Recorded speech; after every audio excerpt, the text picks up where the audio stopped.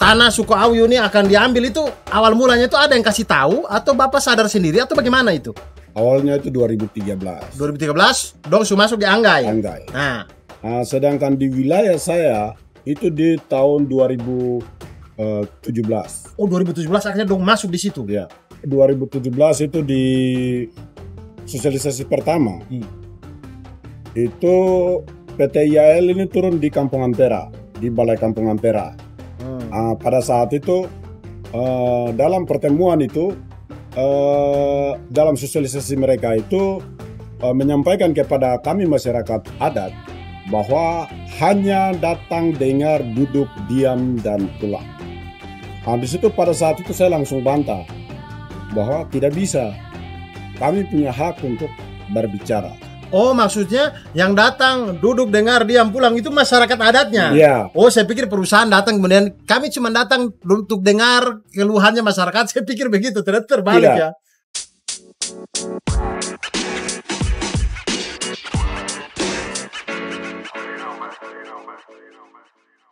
Dan yang terakhir kemarin baru saja ke Mahkamah Agung dan sampai sekarang ini sedang kita menunggu proses putusan dari Mahkamah Agung. Dan sebenarnya saya juga belum terlalu tahu detailnya, tapi detailnya tadi kemudian awal mula akhirnya ke PT UN Jayapura. Nah, di PT UN Jayapura ini proses persidangannya itu pada waktu itu bagaimana sampai kemudian putusannya keluar itu, Bapak Hendrik waktu itu? Putusannya itu keluar itu saya sudah ketika saya ajukan gugatan saya, terus saya ada bawa saksi-saksi saya dari kampung. Dari kampung itu ada berapa kali yang saya bawa saksi-saksi. Dan di dalam areal kami atau beroperasinya perusahaan itu yang pertama dia lakukan lokpon atau pelabuhan di Kampung Ampera atau di Muara Wasu. Dia bikin pelabuhan? Ya, pelabuhan dengan Muara Wasu. Di situ saya mulai sejak berjuang ini sejak 2014 yang tadi saya ceritakan. Dari situ saya langsung bergerak untuk menyampaikan kepada masyarakat yang lain di seluruh wilayah keluarga besar Auyu bahwa kalau kita tidak melakukan ini maka kemudian tanah kami akan hancur. Di situ saya melakukan tanda-tanda sasi. Tanda-tanda sasi dengan ada beberapa tanda yang kami pakai. Yang pertama adalah patok adat, yang kedua salib suci, yang ketiga MK35 sebagai dasar hukum, dan keempat bendera merah putih sebagai tanda sasi. Jadi kami pikir bahwa ada dua tanda perdamaian, yaitu salib suci sebagai tanda perdamaian dan bendera merah putih sebagai tanda perdamaian. Nah, dibikinlah jadi suku Auyu secara serempak untuk bikin patok-patok ini dan segala macam. Tanda sasi. Ya. Antara marga A dengan marga B kita tidak, karena kami tidak ada alat untuk membuat peta wilayah adat kami, sehingga dengan cara ini yang kami lakukan antara marga A dan marga B. Di situ setelah kami pemetaan wilayah, di situ kami mulai gugat ke PT UN Jayapura kemarin. Di situ saya ada bawa saksi-saksi saya dan mereka sudah menyampaikan apa yang terjadi di lapangan. Tapi hakim tidak percaya bahwa apa yang disampaikan itu adalah kebenaran. Tapi yang kemarin itu mereka berdasarkan surat pernyataan yang dikeluarkan oleh LMA Bovendi. Oke, lembaga LMA tadi Lembaga Masyarakat Adat. Lembaga Masyarakat Adat. Yeah. Hakim berpatokan pada pernyataan LMA itu. LMA itu. Jadi LMA ini yang mengeluarkan surat pernyataan itu akhirnya mungkin di situ ada pertimbangan-pertimbangan dan itu mungkin urusan yang itu mungkin saya belum tahu karena itu orang hakim punya. Jadi hanya menurut pikiran saya muncul bahwa jangan sampai di pernyataan yang dikeluarkan oleh LMA Bovendi. Oke. Iya. Nah ini berarti pada waktu itu Bapak kalah di PT UN Jayapura ini? Iya benar kalah. Bapak Emil, kira-kira apa pada waktu itu? Maksudnya kalau Bapak Emil ikuti, apa yang bikin? Oh ya, maksudnya di Jayapura saya tidak ikut. Proses pengadilan saya tidak Oh, ikut. Bapak Emil tidak tahu. Tapi Tidak tahu. kira-kira dari yang Bapak Emil tahu, kenapa kira-kira waktu itu kita kalah itu di PT UN Jayapura itu? Ya itu kalau dari obrolan ya, diskusi ya dengan teman-teman. Pengadilan itu kan dia ukurannya itu bukti dan saksi, dan bukti dan saksi itu yang menetapkan bahwa itu bukti dan saksi sah itu kan juga pengadilan. Iya, iya, iya. Jadi ini satu prosedur yang memang tidak memperhitungkan bahwa orang bicara benar atau tidak, itu tidak ada di luar ruang itu.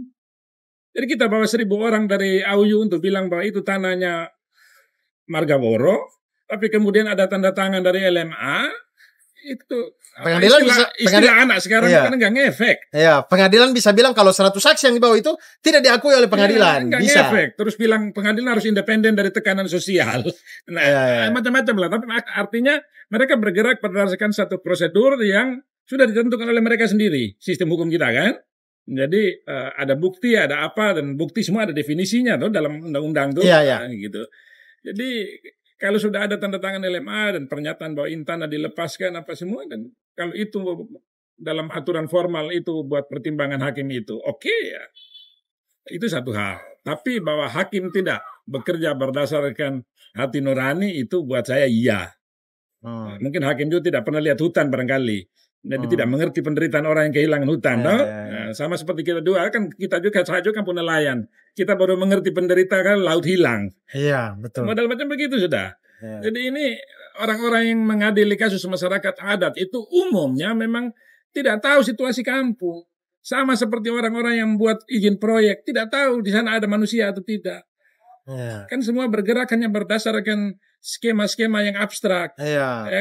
Kategori koordinat apa semua. Iya, pokoknya dilihat di peta, oh ini pohon banyak, oke bisa nih. Padahal tidak tahu kalau di situ ada gitu. masyarakat adat yang hidup di situ. Jadi manusia tidak dihitung, manusia Papuanya. Iya, Hutannya dihitung karena itu aset. Itu komoditas, aset yang bisa aset perusahaan yang kemudian akan diolah jadi komoditas, siap jual.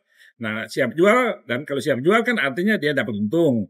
Nah, itu kan yang paling penting buat perusahaan kan itu. Iya. Bukan manusianya mati atau hidup. Iya. Jadi ini proses yang buat saya memang aneh. Iya. Aneh deh, dan karena orang sama sekali tidak tahu bangsanya sendiri. Tidak tahu bahwa Papua itu ada orang begitu banyak tinggal di daerah dalam dan sekitar hutan, sama seperti pengalaman Sumatera dan Kalimantan dulu 20-30 tahun yang lalu, dan itu tidak jadi pelajaran. Dipikir bahwa itu kesuksesan bisa mengatasi pergolakan masyarakat lokal. Nah, sekarang diperlakukan juga di Papua, dan situasi politik Papua kita tahu beda. Iya. Sehingga setiap tindakan bisa saja dipersepsikan oleh negara sebagai tindakan yang berbeda. Ya, padahal dia hanya protes rumahnya digusur. Betul. Di Jakarta bisa menjadi kasus hukum saja. Di Papua bisa menjadi kasus politik. Iya. Iya. Itu beda. Jadi banyak hal yang buat saya menjadi absurd ketika orang Papua digusur kemudian tidak dibicarakan. Iya, betul, betul. Dan kemudian lanjutannya, Bapak Hendrik. Tadi kan PT UN Jayapura kalah. Yeah. Lalu apa yang Bapak Hendrik dan kawan-kawan lakukan? Yang selama ini saya lakukan adalah saya masih terus tanda-tanda saksi itu di sepanjang wilayah keluarga besar AUU dan khusus Margaworo, tanda-tanda saksi saya masih lakukan sampai dengan hari ini. Dan juga yang kemarin pernyataan yang dikeluarkan oleh LMA bahwa wilayah areal perusahaan PT Indo Asiana Lestari bahwa di situ tidak ada Margaworo. Saya bilang kalau kau sampaikan itu, kau turun lihat di lapang sana. Apakah Margaworo punya tanah di sana? Tidak ada. Turun langsung lihat di lapang. Kalau memang Margaworo punya tanah di sana tidak ada, oke, kau menang. Tapi kalau ada Margaworo punya tanah, kau bayar saya. Dia tidak ada. Iya. Karena dalam pernyataan itu mereka sampaikan bahwa Margaworo punya tanah di sana tidak ada. Sehingga menurut saya jangan sampai di situ bahwa dalam peta perusahaan itu PT IAL ini mereka sampaikan bahwa Margaworo punya tanah tidak ada di sini. Kemudian yang mulai dari kasus kasus lagi gugatan kami yang kami ajukan ke PT UN Jayapura, di situ saya masih terus berjuang dan mengadu ke Manado kemarin, dan juga itu ditolak. Oh, lanjut lagi ke PT UN di Manado. Iya. Dan itu pun ditolak. Ditolak. Ditolak sampai sekarang. Terus saya berpikir, aduh, saya sudah tidak ada jalan keluar lagi. Jalan keluar untuk bagaimana menyelamatkan tanah, hutan, dan keluarga saya yang ada. Karena kami di sana itu di wilayah pedalaman, dan untuk khusus kami Kampung Yare, sekolah sekarang hutan. Bagaimana anak-anak ini kan perkembangan zaman. Pendidikan tidak jalan, bagaimana mereka bisa bersaing dengan orang lain. Iya. Ini saya sangat khawatir. Sangat khawatir, dan banyak anak-anak yang di sana itu ada terlantar. Jadi guru-guru yang itu tidak aktif, mereka ada paksa-paksa kasih ujian saja. Istilah seperti pisang belum masak, dipaksakan untuk masak. Padahal belum ikut pendidikan yang maksimal. Jadi hanya pergi ambil-ambil saja, langsung kasih masuk kelas 6 di situ, langsung kasih ujian. Itu cara itu yang ada terjadi. Dan ini saya sangat khawatir. Besok nanti anak-anak yang terlantar ini, kemudian kalau mereka tidak jadi manusia yang baik, kemudian mereka mau kemana? Pasti mereka akan kembali ke hutan. Ini yang saya sangat khawatir.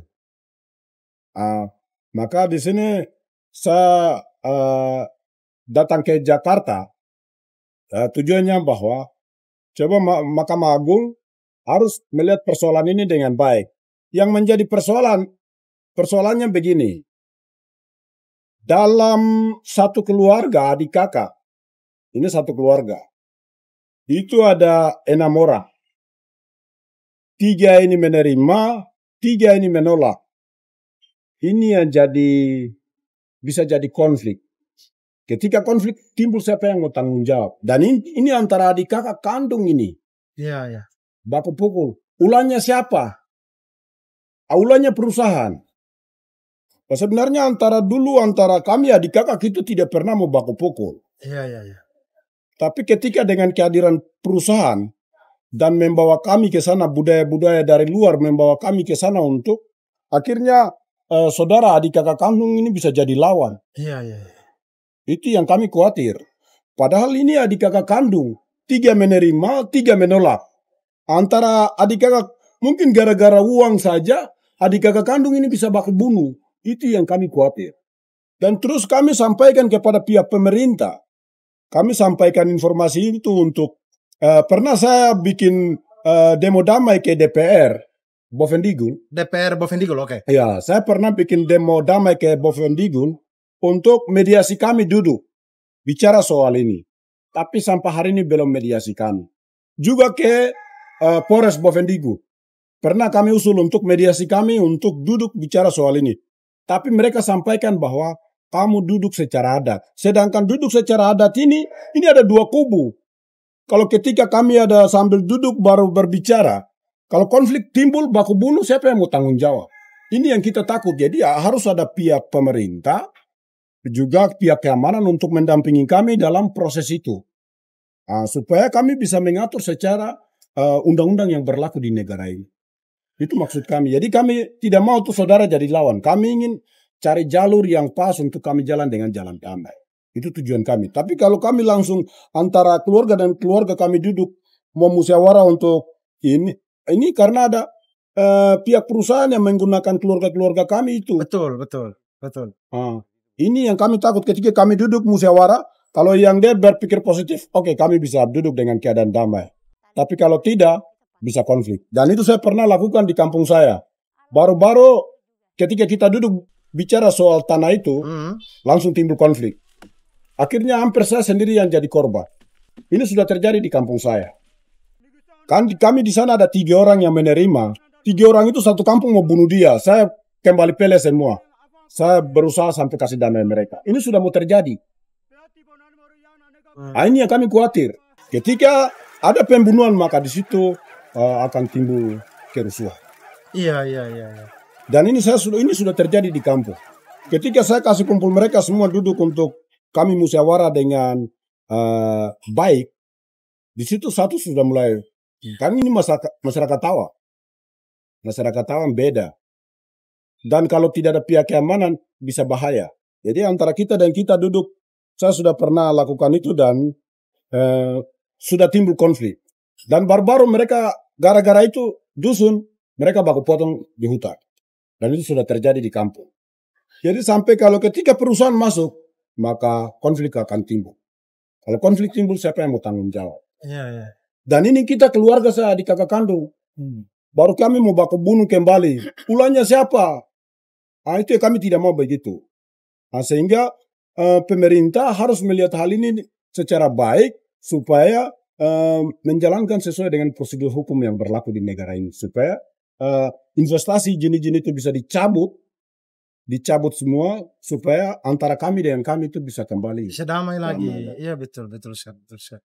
Karena bagaimanapun kalau dari awal cara masuknya saja penuh dengan gaya-gaya gocek-gocek, ya pasti dia juga akan memanfaatkan yang seperti tadi itu. Bagaimana mendekati orang-orang yang ada di situ untuk bisa dapat dukungan dari dalam suku Auyu sendiri, dari marga Woro sendiri begitu. Boleh tambahkan sedikit? Boleh, Bang. Jadi di sana itu ada 3 suku besar kalau saya tidak salah, Auyu, Muyu, Mandobo ya. Ini semuanya di Digul semua ini. Iya. Nah, setiap suku itu kan punya wilayah. Jadi, ada 5 suku. Ya, ada 5 suku. Ya. Tapi maksud yang besar itu 3 tadi. 3. Nah, semua itu ada wilayah. Jadi, ya, hampir seperti negara lah ya. Punya wilayah. Di dalam wilayah setiap suku, itu ada marga-marga. Oke. Nah, setiap marga punya tanah. Jadi, subjek hak atas tanah itu marga. Subjek atas wilayah itulah suku. Jadi, misalnya suku Auyu punya wilayah. Tapi di dalam suku Auyu kan ada marga-marga. Betul. Nah, marga Woro punya tanah di sini, marga ini punya tanah di sini, marga ini punya tanah di sini. Dan itu tanah marga. Artinya keputusan tentang tanah itu merupakan keputusan marga. Bukan keputusan orang per orang. Ya, bukan keputusan satu keluarga, ya, bukan tapi satu marga. Keluarga. Dan itu yang sebetulnya ada prosedur atau mekanisme di adat di mana mereka akan puncaknya itu musyawarah untuk memutuskan. Ya. Tapi ketika ini sudah dipecah di tengah jalan, bahwa ada yang mau terima, langsung bilang, ya kami mau jual sebagian ini. Nah itu yang bikin konflik yang seperti tadi Pak Woro bilang tadi. Jadi, ya main di belakang-belakang gocek-gocek tadi kan. Iya. Jadi satu marga itu dipecah. Ada yang pro perusahaan, ada yang tidak mau. Ada yang tetap mau mengamankan tanahnya, ada yang mau melepaskannya demi satu dan lain hal itu. Gitu. Padahal tanah itu ya setiap marga punya bidang sendiri di dalam satu wilayah suku itu. Ya. Itu yang repot sekali. Bayangkan kalau kemudian LMA terdiri dari beberapa ketua marga. Padahal dari utara sampai selatan itu kalau tanya ketua suku tentang tanah marga sebelah, dia bilang pamali. Oh. Saya marga A tidak boleh bicara tentang tanah marga B. Ya. Sama sekali pamali. Dan semua ini dirombak begitu saja hanya orang dari luar. Yang bukan marga. Iya. Gitu kan. Jadi apa absurd. Iya betul. Nah, sobat lingkungan semuanya, ini perjuangan yang luar biasa sekali ya dari Bapak Hendrik dari suku Auyu ini, kemudian bagaimana dari PT UN Jayapura sampai ke Manado, kemudian sekarang sampai ke Mahkamah Agung, kemudian bagaimana kita lihat perjalanan panjang ini, tentu Bapak Hendrik tidak sendiri ya. Jadi ini saya pengen, iya kan, tentu tidak sendiri. Saya pengen mengundang ini orang yang salah satu yang penting juga dari bagian perjuangan ini, yaitu kuasa hukum dari Bapak Hendrik dan kawan-kawan. Karena pasti teman-teman tadi berpikir kan, Bapak Hendrik masuk ke pengadilan, bagaimana pengacara siapa apa. Nah, ini kita langsung undang pengacaranya. Ini Kakak Sekar. Silakan Kakak Sekar, mari mengambil bagian di sini. Sehat ya Kak? Sehat, alhamdulillah. Nah, Kakak Sekar tuh ikut dari PT UN waktu masih di Jayapura. Betul. Nah, pada waktu itu kita kalah karena apa itu di PT UN Jayapura itu? Kita kalah di PT UN Jayapura karena hakim lebih percaya pada keterangan tertulis dari LMA. Lembaga Masyarakat Adat Bovendigul yang menyatakan bahwa ya perusahaan itu datang sesuai permintaan masyarakat sudah dapat adat. kasih izin, sudah dapat izin dari LMA. Betul. Oke. Dan itu mengalahkan hak dari Pak Hendrik dan juga Margaworo sebenarnya. Jadi hanya dengan selembar kertas buatan ditandatangani ketua LMA itu bisa mengalahkan hak dari Pak Hendrik Kusworo yang sebenarnya di pengadilan kami hadirkan banyak sekali saksi dari keluarga Woro dan juga anggota marga dari Woro dan juga marga-marga yang sebenarnya bersebelahan tanah adatnya dengan marga Woro. Selain itu, kami juga sebenarnya sudah menghadirkan para ahli. Kami hadirkan ahli hukum lingkungan, kami hadirkan ahli kehutanan, kami bahkan hadirkan ahli ekonomi pembangunan. Tujuannya buat apa? Biar kita tahu, biar pengadilan tuh tahu, hakim-hakim di PT UN Jayapura waktu itu tahu bahwa sawit itu nggak cocok ditanam di area ini. Area itu adalah area dengan nilai konservasi tinggi. Nilai konservasi tinggi itu artinya apa? Area itu nggak boleh dibuka. Karena keanekaragaman hayatinya tuh sungguh luar biasa. Dan jika area itu dibuka, itu nggak boleh untuk perkebunan skala monokultur yang besar. Bolehnya untuk pertanian kecil yang beragam. Jadi pertanian subsisten. Dan sebenarnya kalau dihitung secara ekonomi, pertanian subsisten yang dilakukan oleh masyarakat adat itu menghadirkan nilai ekonomi yang lebih berkelanjutan bagi mereka. Jadi kalau misalnya masyarakat adat tanam sayur, masyarakat adat taman damar, atau mungkin tanam karet misalnya, itu bisa lebih baik gitu. Karena mereka bisa langsung mendapatkan hasilnya daripada perusahaan besar, tanam sawit besar, di situ buka lahan gitu. Untuk mengirimkan sawit aja, itu PR setengah mati. Ada 2 perusahaan di situ yang ada sekitar dekat dengan tanahnya Pak Franky ini. Ini sampai hari ini mereka nggak bisa jual sawitnya karena nggak ada akses jalan. Tadi Bapak Franky sudah cerita kan, untuk ke kampung sebelah aja 2 jam. 2 hari. 2 hari maaf. 2 hari jalan kaki. Iya.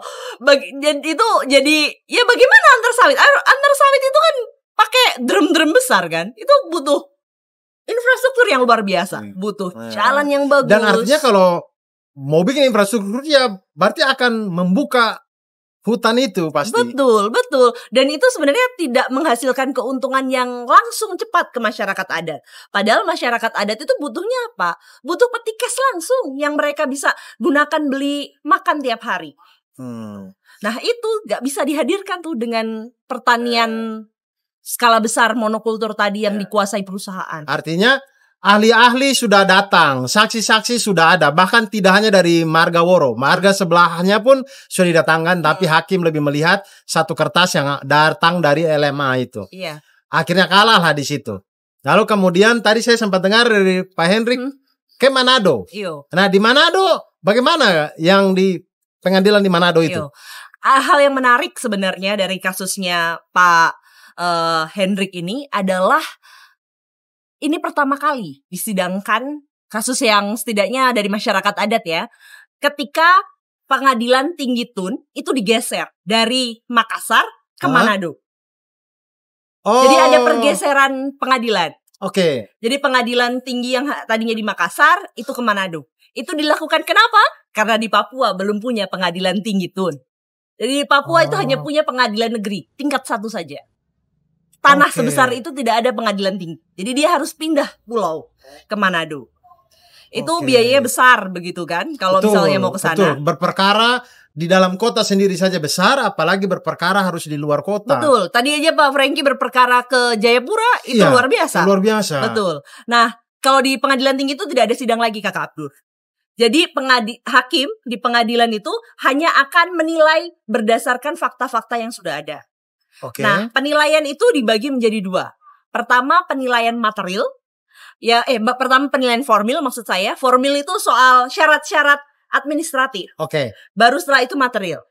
Nah, di pengadilan Jayapura itu sebenarnya sudah dinilai secara material. Jadi secara formil kita lolos.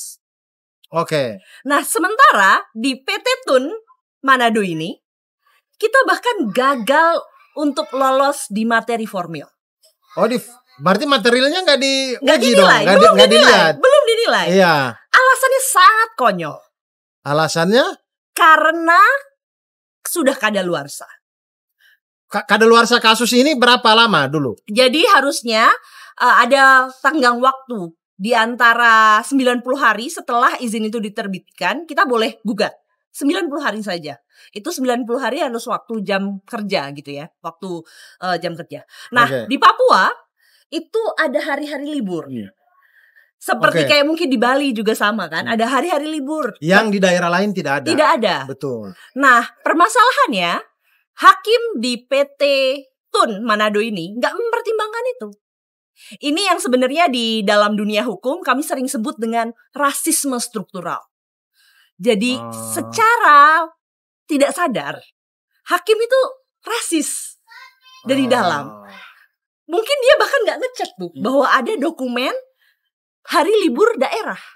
Dia berpikir bahwa ya aku akan menilai sesuai aturan di sini. Hari libur yang saya alami gitu, yang di daerahnya dia gitu. Padahal orang yang berperkara ini dari daerah yang punya hari-hari libur khusus yang itu tidak ada di daerahnya dia begitu. Betul. Dan ini biasanya terjadi ke orang-orang di daerah timur. Karena jujur saja orang-orang daerah timur seperti Bali, Papua itu kan punya hari-hari keagamaan khusus dan hari-hari perayaan yang khusus. Jadi hari liburnya berbeda dari orang-orang dari barat. Ya, artinya kalau dihitung secara hari libur adat yang ada di suku Awyu ini harusnya itu belum kadaluarsa. Belum, dan itu sudah terbukti karena di level Tun Jayapura kita lolos formalnya. Itu gak kadaluarsa. Oh iya, betul. Di PT Jayapura tidak kadaluarsa karena mereka tahu bahwa memang ada hari-hari ini libur. Betul. Tapi di Manado dari formilnya pun sudah ini. Iya, jadi kita dianggap tidak lolos di formil NO. Kasusnya itu jadi tidak lolos di formil itu sebutannya NO. Oleh karena itu kami banding. Ini efek dari buruknya mungkin ya. Ini adalah sedikit kecil gitu ya. Suku Awyu ini selain tadi menceritakan soal perjuangan masyarakat adat yang tertatih-tatih, di satu sisi bagi mungkin sobat lingkungan yang sedikit tertarik di hukum begitu ya, terutama hukum lingkungan. Kita ngomongin hukum lingkungan udah berbusa-busa soal iklim, soal AMDAL, soal partisipasi masyarakat. Tapi kalau secara struktur hukum kita sudah masih rasis, kita nggak akan sampai itu ke material. Kita akan terganjal di formil-formil ini. Dan ini konyolnya sebenarnya Kakak Abdur yang memutuskan putusannya Pak Hendrik di PT Tun Manado ini ketua pengadilan. Jadi kita bisa membayangkan betapa buruknya perspektif hakim di timur. Artinya kita boleh sekali di sekolah bilang kita itu keanekaragaman budaya lah apa, tapi kita tidak mau mengerti budaya aneka ragam budaya itu gitu. Maksudnya hidup dengan kacamata kuda kita sendiri begitu ya. Betul. Dan sebenarnya kalau dibilang hari libur itu resmi kok karena itu disahkan lewat peraturan provinsi biasanya. Iya, karena di PT UN Jayapura itu diakui. Betul. Gitu. Maksudnya sama-sama ini lembaga hukum juga itu mengakui. Iya. Lalu kemudian setelah gagal di Manado, formil saja sudah gagal. Iya. Jadi bagaimana selanjutnya? Kami banding. Namanya bandingnya itu kalau di dalam peradilan disebut dengan kasasi. Jadi kami mengajukan kasasi ke Mahkamah Agung. Oke. Jadi kami sudah submit kasus ini di kasasi di Mahkamah Agung. Makanya kemarin kita bersama-sama gitu ya, secara terhormat Pak dipimpin oleh Pak Franky, kita bersama berdoa di depan Mahkamah Agung. Berharap bahwa hakim Tun yang ada di Hakim Agung Tata Usaha Negara Tun yang ada di Mahkamah Agung tuh berpihak keadilan untuk suku Awyu. Karena ya hakimnya tuh cuma 5 orang Kakak. Jadi coba nanti kita nggak tahu siapa yang akan menilai ini. Total saya kurang tahu, tapi maksudnya total di Mahkamah Agung itu 9 kayak 9 tidak sih hakim? Bukan, itu MK. Oh, Jadi, itu konstitusi ya? betul. Oh, sorry. Terlalu banyak Mahkamah Konstitusi jadi. Terlalu banyak baca berita Mahkamah Konstitusi. Oh, beda ya? Beda. Mahkamah Konstitusi. Ini Beda Mahkamah gedung. Agung. Iya, ini beda gedung, beda Oh. institusi. Oke. Ini Mahkamah Agung, ini yudisial. Kalau Mahkamah Agung tuh 5. 5 itu di tun. Nanti di setiap kamar dia bagiannya per kamar. Beda-beda. Pidana sendiri, perdata sendiri, tun sendiri. Nah, tun ini cuma ada 5 sebenarnya. Ya kita nggak tahu sebenarnya siapa hakim yang mendapatkan keberuntungan dapat menilai kasusnya Pak Hendrik nanti. Jadi di hukum lingkungan ini ada satu adagium yang terkenal. Namanya adagium Indobio Pro Natura. Apa tuh? Jadi hakim jika dia mengalami keraguan-raguan dalam memutus perkara, dia harus memilih putusan yang menguntungkan lingkungan, yang baik untuk lingkungan hidup, untuk keselamatan kita bersama. Adagium ini sekarang jadi sangat penting begitu ya untuk bisa diterapkan di berbagai kasus di Indonesia sebenarnya, khususnya kasus-kasus hukum lingkungan. Karena hari ini kita sudah ada di bumi yang kalau kata Sekjen PBB nih Kakak Abdur, sudah mendidih. Jadi ini bukan lagi pemanasan global lagi. Hari ini bumi ini sudah mendidih. Beberapa waktu lalu kita dengar berita ada orang mati di Bangkok karena kepanasan. Dan itu Bangkok tuh satu region dengan kita. Iya. Dan itu berarti kan sangat dekat. Jadi hari ini hakim-hakim tuh harus paham soal itu. Nah ya sekarang adalah kita tunggu buktinya. Apakah hakim-hakim di Indonesia bisa membuka mata soal itu. Sebenarnya kalau dilihat secara institusi, Mahkamah Agung kita lumayan progresif. Tahun lalu, ini beberapa bulan sebelum putusannya Pak Franky, Mahkamah Agung merilis sebuah peraturan Mahkamah Agung. Oke. Tentang lingkungan hidup. Jadi ini membahas tentang tata cara kira-kira bagaimana hakim-hakim itu harus menilai perkara lingkungan hidup. Nah, di level pertama, di PT Tun Jayapura, aturan itu dipakai. Oke. Tapi di PT Tun, lepas. PT Tun nggak mempertimbangkan ada aturan itu.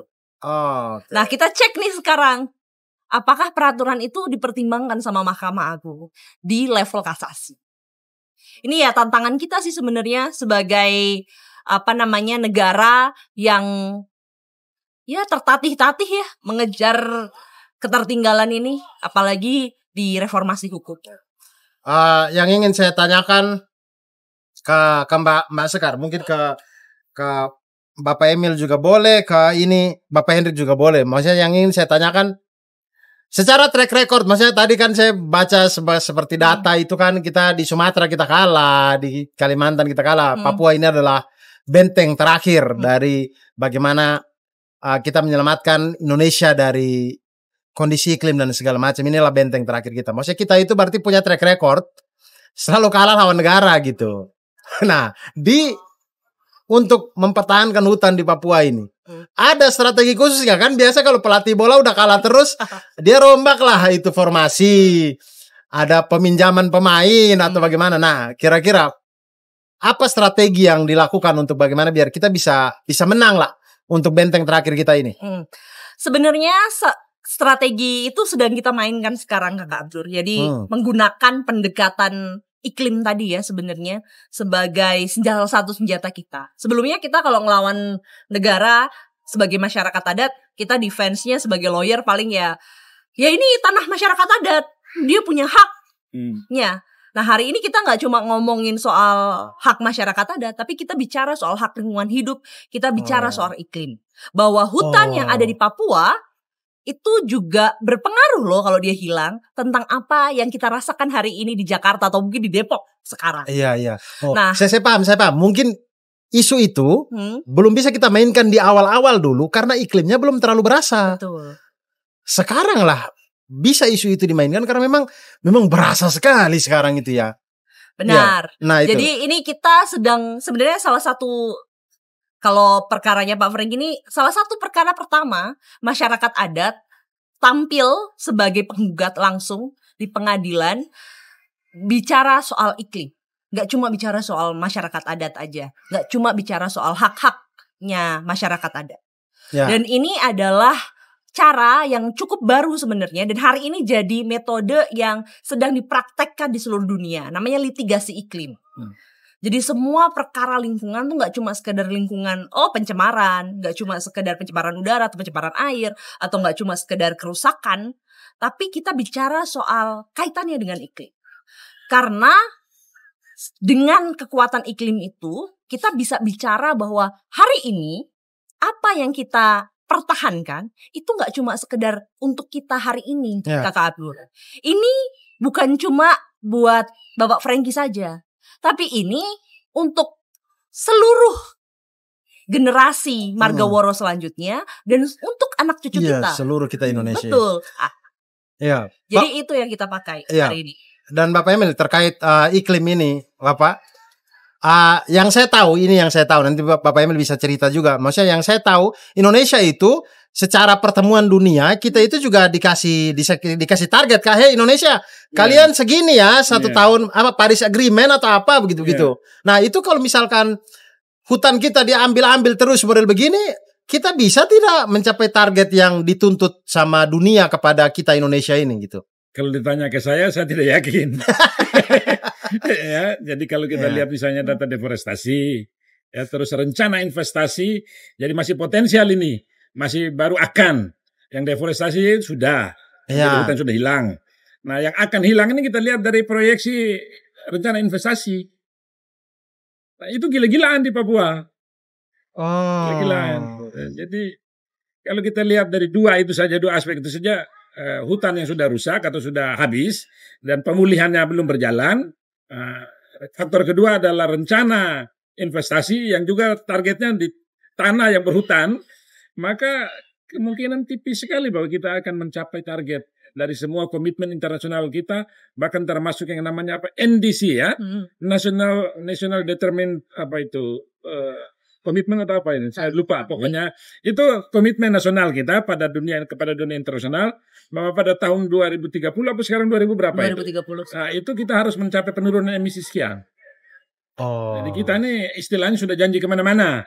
Ya. Dan janji itu kan artinya dia bikin janji baik berarti ada imbal baliknya barangkali. Itu namanya juga politik internasional. Betul. Tapi kalau itu tidak dipenuhi dengan melihat skala ini, artinya kita siap-siap saja melihat apa lagi drama yang terjadi berikutnya. Itu satu poin. Poin yang kedua adalah bahwa tadi kan pertanyaan menarik. Kita nih kalah di Sumatera, kalah di Kalimantan. Bagaimana strateginya? Soal strategi ini ada juga yang mencoba melihat begini. Jadi ada kebijakan-kebijakan regional. Tentang ini dunia bisnis ya, industri di Eropa dan mana-mana, bahwa barang yang masuk ke mereka, komoditas yang masuk ke mereka dari perkebunan itu istilahnya harus halal. Halal itu ada dua aspek, halal secara sosial dan halal secara lingkungan. Artinya lingkungan dia tidak bikin rusak, secara sosial juga dia tidak pukul-pukul orang, dia tidak bikin mati orang, dia tidak gusur-gusur orang. Jadi ini aspek yang penting sekali. Nah itu kalau itu terjadi kita bisa lapor, bikin surat. Jadi ini tidak perlu lagi prosedur lewat PT Tun tadi. Kita bikin surat saja. Misalnya ke Uni Eropa, kemana-mana. Dan dia jadi akhirnya diganggu di perdagangannya agak sulit tuh. Itu yang mekanisme namanya mekanisme pasar ya. Mekanisme pasar itu mekanisme memang sukarela, volunteer sifatnya. Tapi kalau itu masuk di media-media internasional di sana, itu akan sangat mengganggu. Sangat mengganggu. Jadi itu kita bisa mengerti. Kalau logikanya kan gampang. Orang jualan tuh kalau nama buruk dia pembayaran laku. Iya.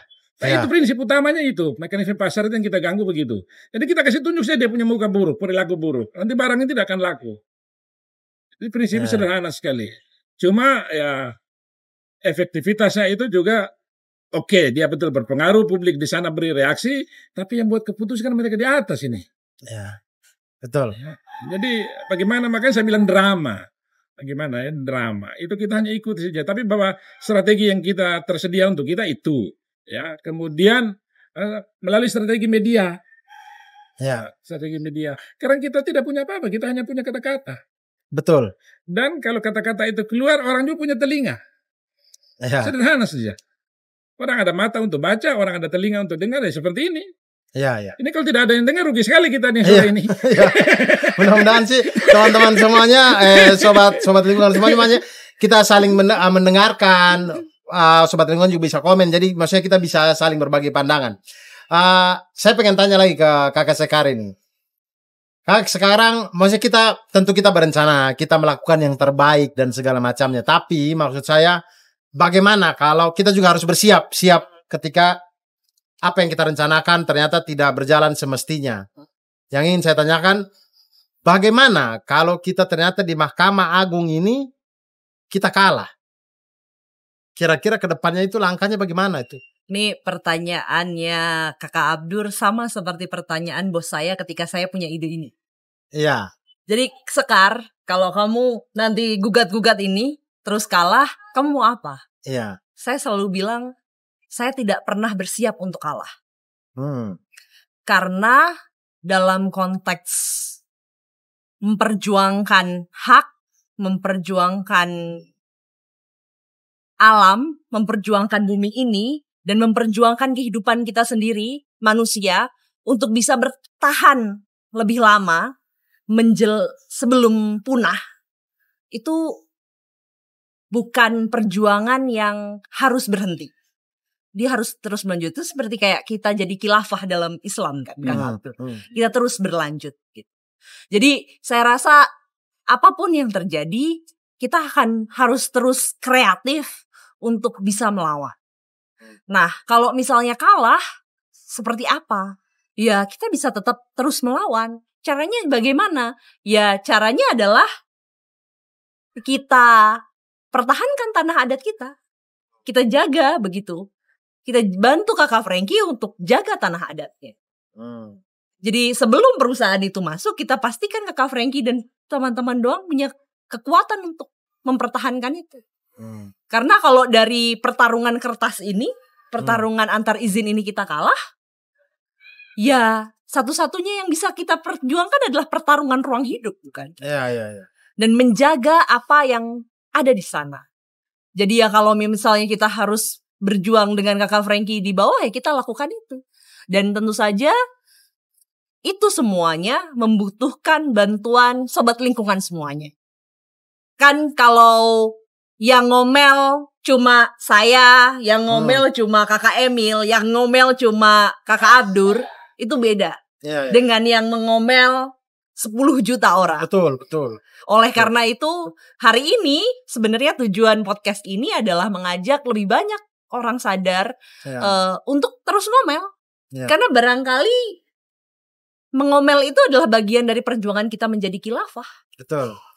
Dan kadang saya tuh selalu bilang ini ke teman-teman yang lain, maksudnya kayak kasus petani yang ada di Banyuwangi lah, masalah di Kendeng lah, apa segala macam. Mungkin itu terasa jauh sekalian kita sekarang, Bapak Henry yang ada di Sukoawiyu, mungkin jauh gitu. Tapi kalau cara-cara seperti itu kemudian boleh-boleh saja, kita tidak pernah bersuara untuk itu. Suatu saat rumah kita yang dipatok negara, tiba-tiba orang datang patok dan kita juga tidak bisa apa-apa karena itu sudah lumrah terjadi di mana-mana. Itulah kenapa kita harus ikut bersuara untuk itu gitu.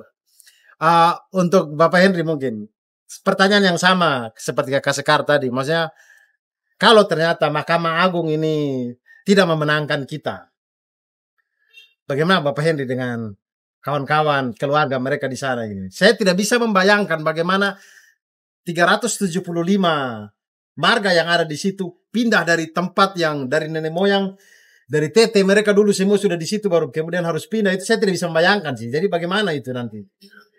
Baik. Kalau di Mahkamah Agung kalah, saya di lapang sana sampai bagaimanapun saya tetap mempertahankan saya punya tanah. Dan saya tidak bisa kemana-mana karena tidak ada tempat lain. Betul. Karena semua bibit yang ada di atas dunia itu mempunyai bibit. Kalau tanah tidak ada bibit. Jadi ketika kalau digusur habis, terus saya mau kemana?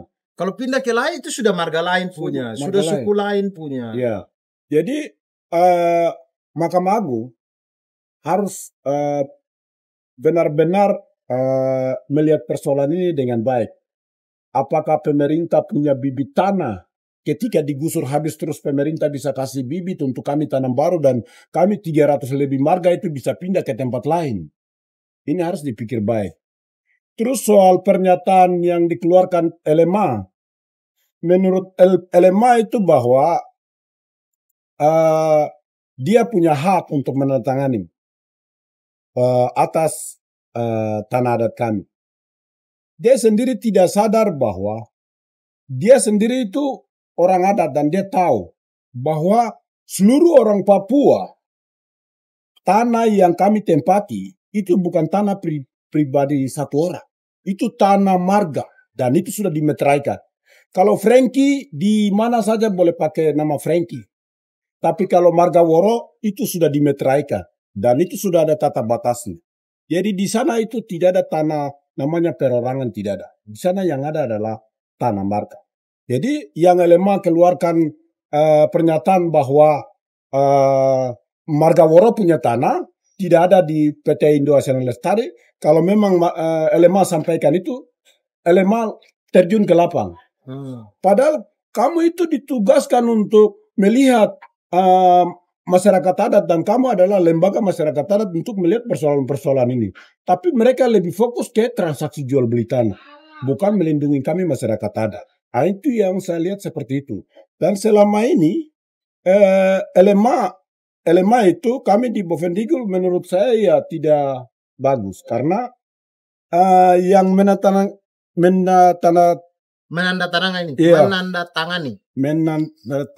surat ini itu dia itu dari Kombai Korwai. Apa itu? Kombai Korwai, suku Kombai Korwai. Okay. Dan dia ketua. Terus tanda tangan suku lain punya tanah. Itu kalau menurut hukum adat kena hukum adat. Karena harus kami dari kepala suku Awi yang harus menandatangani surat itu. Tidak boleh dari suku lain yang menandatangani surat itu. Yeah. Dan ini sudah salah kalau menurut hukum adat, salah, denda ada. Nah itu, jadi yang surat pernyataan itu menurut hukum adat dia salah. Nah ini. Terus dia bilang bahwa marga Woro punya tanah tidak ada di sana. Kalau memang Bapak mempertahankan itu di satu lembar kertas, Bapak turun lapang lihat. Apakah perjuangan saya Frankie Woro itu tipu atau tidak? Ya. Langsung ke lapang. Nah itu saya sampaikan supaya dalam podcast ini LMA juga harus tahu. Selama ini kok tidak masuk keluar di seluruh masyarakat adat itu dan memberikan pemahaman. Yang sekarang lakukan mungkin transaksi jual beli tanah. Kalau kau tidak berpihak kepada masyarakat adat, lebih bagus kau tidak usah menggunakan ini. Ya. Menggunakan aksesoris budaya. Kalau kau berpihak kepada masyarakat adat, kamu sebagai lembaga masyarakat adat, dan kamu dikukuhkan lewat adat, aksesoris budaya yang sudah digunakan, harus berpihak kepada masyarakat adat. Nah itu yang mungkin saya bisa sampaikan. Iya.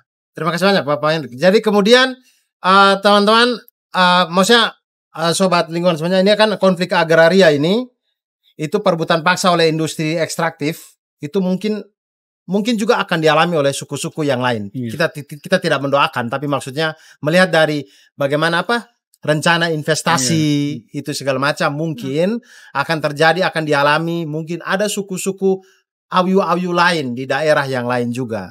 Nah mungkin ada pesan-pesannya mungkin kalau masyarakat misalkan mau berjuang untuk mempertahankan tanahnya mungkin. Bapak Emil dulu mungkin. Iya, jadi tadi kan Kak Sekar bilang kata kreatif ya, itu menarik. Saya kembali sedikit boleh? Boleh. Jadi kalau misalnya kasasi gagal, ya, tapi dalam hukum itu ada istilah celah hukum ya. Jadi orang hukum itu biasanya banyak akal. Jadi Kak Sekar bilang saya tidak akan pernah mau kalah, itu saya suka. Ya. Kalau kita perbandingkan kasus LMA buat surat tentang tanah marga Woro, itu kan kalau kita lihat di tempat kita masing-masing di Depok ini kan, bayangkan saya punya rumah, terus yang buat keputusan transaksi atas rumah saya itu Pak RT saya. Tidak mungkin. Tidak mungkin. Secara perbandingan struktur sosial serupa itu. Atau Pak RW dengan pengurus RW buat keputusan untuk tentang rumah saya untuk ditransaksikan. Tidak bisa. Iya. Hanya mungkin saya.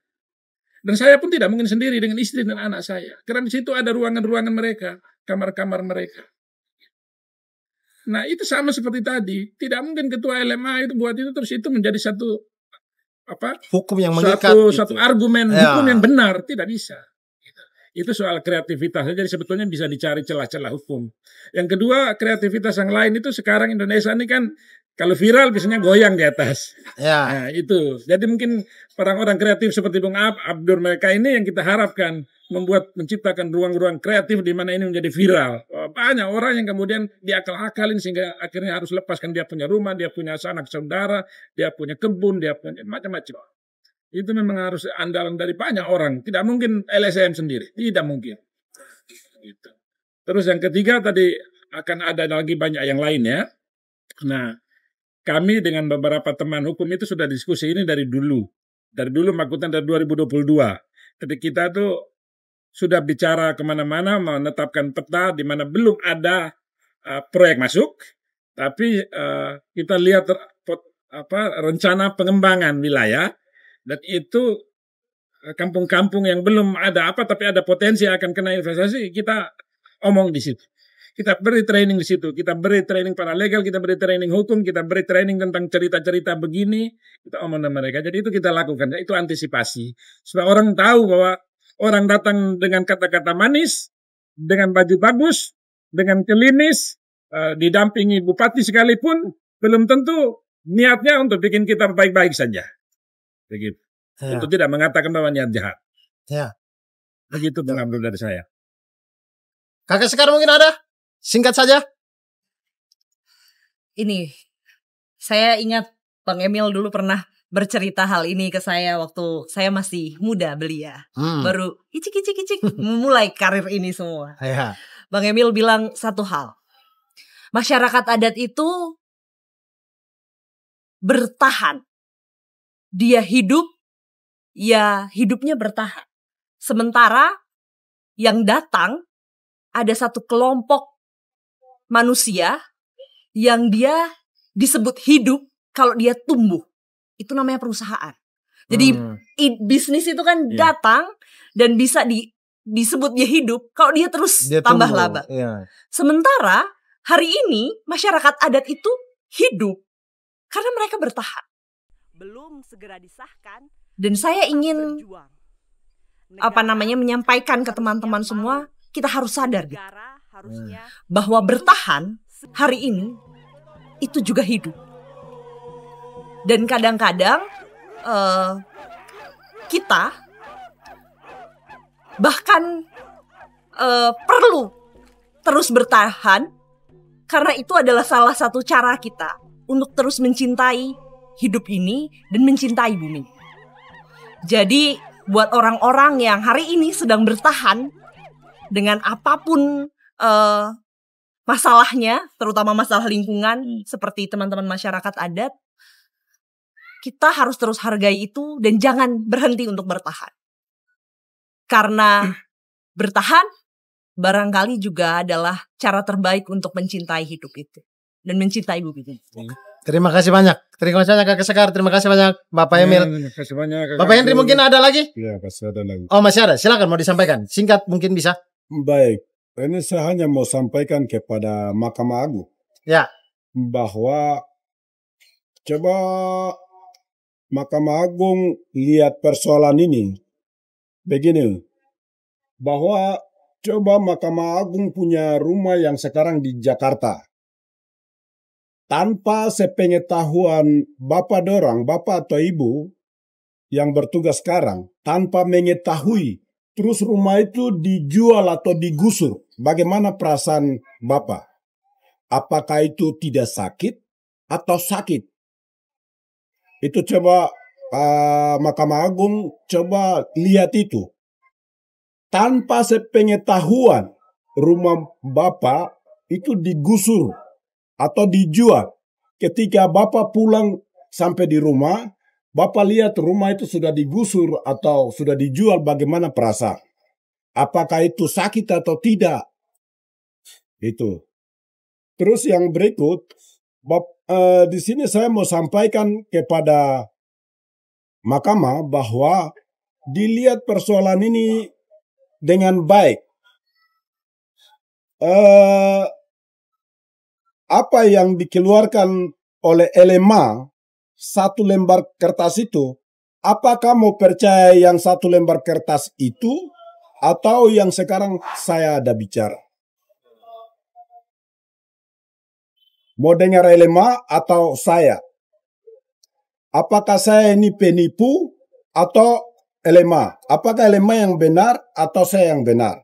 Ini coba nanti bisa dilihat baik. Karena menurut saya kalau LMA tidak ada, dia kurang percaya dalam itu, LMA turun, orang-orang hukum juga turun. Apakah dalam areal PT Indosiar Lestari itu tidak ada marga Woro punya tanah di sana, langsung terjun lapang. Kalau mau memutuskan, kalau kurang percaya, kalau memang mau memutuskan itu pusing, berarti terjun ke lapang. Apakah Frankie Woro tipu atau tidak? Lihat kenyataan. Itu tujuan saya. Yang berikut, ini harapan. Harapan saya sudah tidak ada jalan keluar lain. Saya sudah kalah di Jayapura, saya sudah kalah di Manado. Terus siapa lagi yang saya harapkan? Kepada Bapak Ibu yang dipercayakan Tuhan sebagai perpanjang tangan. Ini saya sangat harapkan kepada Bapak Ibu yang dipercayakan Tuhan. Jika kami masyarakat adat tidak ada, Bapak Ibu mau pimpin siapa? Sebelum negara ini berdiri kami sudah ada di sana. Sehingga Mahkamah Agung coba melihat persoalan ini dengan baik dan memutuskan persoalan ini sesuai dengan prosedur hukum yang berlaku di negara ini. Karena menurut saya pelanggaran HAM terus terjadi jika tidak ada pemulihan, maka konflik akan timbul di mana-mana, negara Indonesia akan kacau. Yang salah siapa? Kita sendiri. Jika kita ada pemulihan, maka negara Indonesia ini akan aman, kita akan hidup damai di atas tanah ini. Jadi kembali ke itu, orang-orang hukum harus melihat persoalan ini dengan baik dan mengatur sesuai dengan prosedur hukum yang berlaku. Sudah ada kan fondasi 5 dasar. Yang kami lihat itu bahwa nilai-nilai kemanusiaan kami itu dilanggar. Terus tidak ada keadilan sosial bagi seluruh rakyat. Ini. Jadi menurut saya sudah kalah di Jayapura, saya sudah kalah di Manado. Berarti tidak ada keadilan. Ini berarti berpihak kepada kelompok-kelompok dominan tertentu yang hanya pemerintah melihat pertumbuhan ekonomi tetapi mengabaikan hak-hak masyarakat adat. Itu yang kami lihat. Jadi hakim harus lihat ini dengan jelas supaya memutuskan itu dengan baik sehingga negara kami ini mungkin dengan satu persoalan ini satu demi satu kami mulai pelan-pelan pasti negara ini bisa aman dan kami bisa hidup aman dan damai. Ya, betul sekali. Itu dia tadi, Sobat Lingkungan. Negara ini akan aman kalau semua masyarakat yang ada di negara ini itu merasakan yang namanya keadilan. Orang itu kalau rasa adil ya, mau apapun yang terjadi, ya sudah kan adil. Jadinya tenang hidup itu. Konflik itu akan selalu bermula ketika ada pihak yang dirugikan, ada pihak-pihak yang kemudian tidak merasakan keadilan yang dilakukan oleh negara. Begitu teman-teman, isu-isu lingkungan pasti akan sangat kompleks ya kalau kita bicarakan karena mau tidak mau harus berkaitan juga dengan politik lah, motif ekonomi, budaya, hukum, dan birokrasi. Nah, podcast Ngobrol Lingkungan ini satu wadah bagi Greenpeace Indonesia untuk memainstreamkan isu lingkungan secara lengkap namun tetap dengan bisa dikonsumsi oleh semua pihak. Jadi kalau misalnya kita lihat Greenpeace kalau keluarin laporan kan kalau kita baca kan kayaknya susah banget ya gitu ya. Tapi kalau dibicarakan oleh Kakak Sekar, Bapak Emil, Bapak Hendrik langsung begini, ini kan lebih enak begitu, kita bisa jauh lebih mengerti gitu. Dan itulah yang kami harapkan, semoga Sobat Lingkungan bisa bergabung bersama kami baik di YouTube, Spotify maupun di Google Podcast. Terima kasih banyak, sampai jumpa lagi.